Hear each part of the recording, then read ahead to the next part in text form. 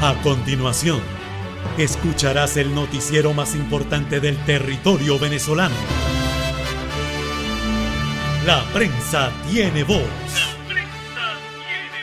Conducido por el escritor de las Américas, Oliver Rosales Ocampo. Redacción editorial de la dirección de prensa de www.elnacionaldigital.com y www.lanaciondigital.com. Con ustedes, Oliver Rosales Ocampo, presentándoles el balance informativo más completo de la semana por el circuito de streaming radial Oro Prime y La Prensa Tiene Voz por Seno Radio FM y todas las multiplataformas de emisoras radiales FM. Adelante, escritor de las Américas, Oliver Rosales Ocampo. Y así comienza La Prensa Tiene Voz en este resumen informativo importante de la semana para Oro Prime Radio Streaming, La Prensa Tiene Voz Radio Streaming, las multiplataformas donde también se reproduce en calidad de podcast a través de Amazon Music, Apple Podcasts, iVoox, Spotify, YouTube y muchas más.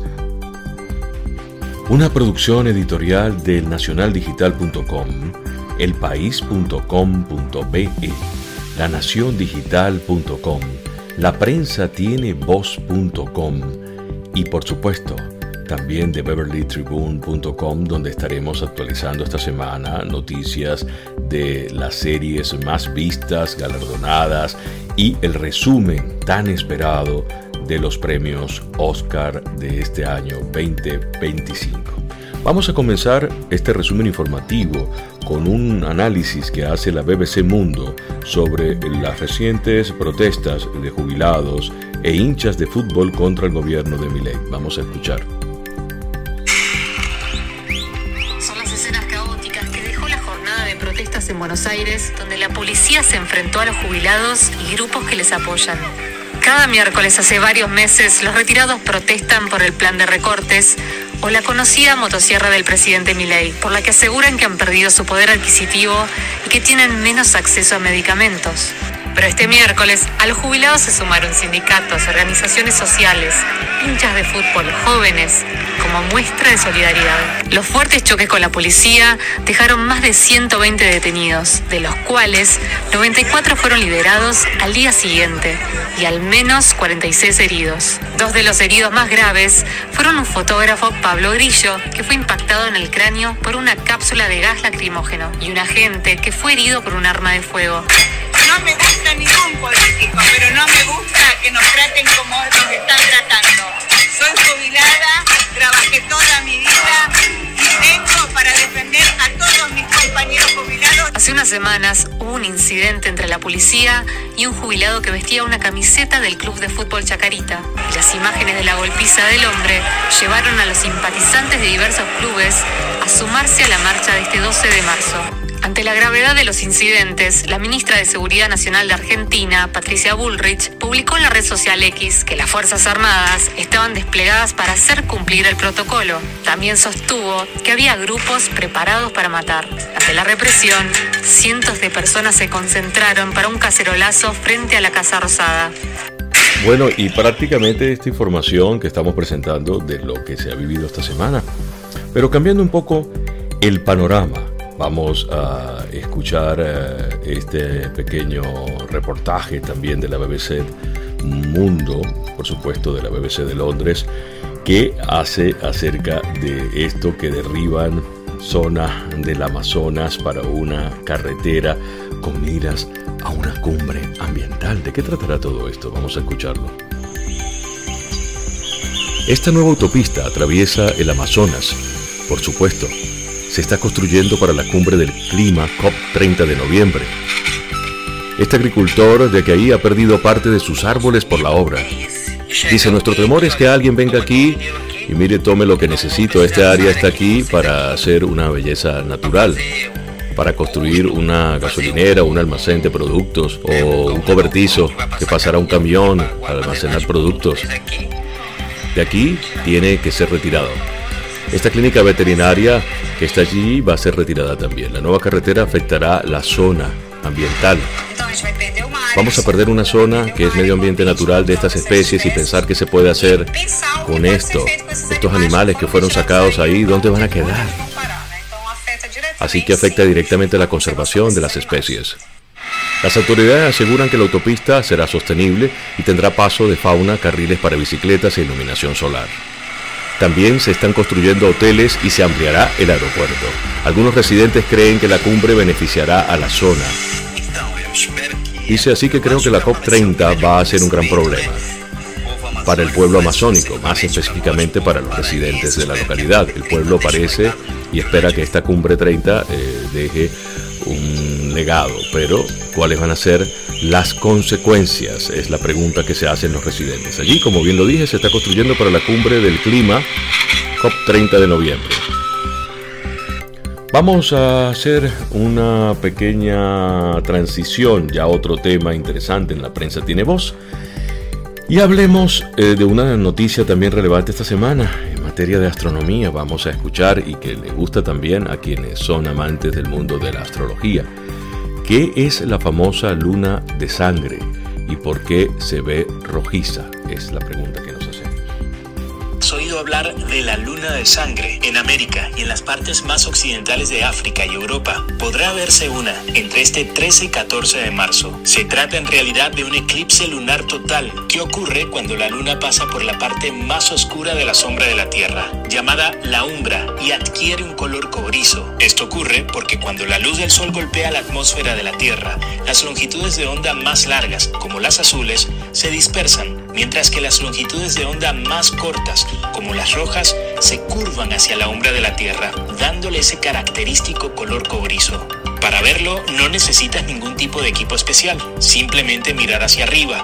Ve al sitio más oscuro que puedas, donde la visión no esté bloqueada por edificios o árboles altos, y espera que el cielo esté despejado. Si tienes binoculares o un telescopio, podrás ver incluso los cráteres y las montañas de la luna. Para tomar una foto, pon tu cámara en un trípode y elige una exposición de al menos varios segundos. El tiempo para verlo depende de dónde estés. Todo el proceso dura unas cuantas horas, y el periodo de totalidad, es decir, cuando la luna esté completamente bajo la sombra de la Tierra, ocurrirá unas 3 horas después del comienzo del eclipse y durará 1 hora. Bien, avancemos con otras de las noticias relevantes de la semana. Vamos a hacerle seguimiento a esta noticia sobre el Santo Padre, el Papa Francisco. Escuchemos. El Papa Francisco manda un mensaje.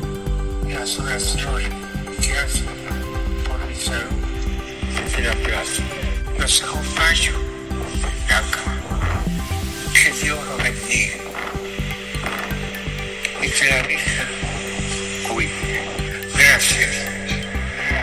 El Papa lleva más de 20 días hospitalizado por problemas respiratorios y envía un mensaje a la comunidad en voz a todos sus fieles. Bien, en otro orden de noticias relevantes vamos a conversar acerca de este hecho en el que se logró registrar ese momento en el que un buque petrolero y un carguero chocan frente a la costa británica. 2 buques se incendiaron tras colisionar este lunes frente a la costa británica. Uno de ellos cargaba cianuro de sodio, un químico tóxico. El otro, un petrolero estadounidense, transportaba combustible.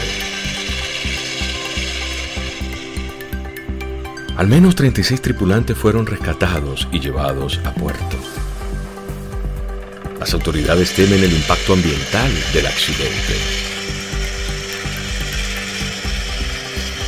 Otra de las noticias relevantes acerca de este análisis sobre la economía española y el impacto que está teniendo en toda la comunidad europea. Vamos a escuchar. España se ha convertido en el motor del crecimiento económico de Europa.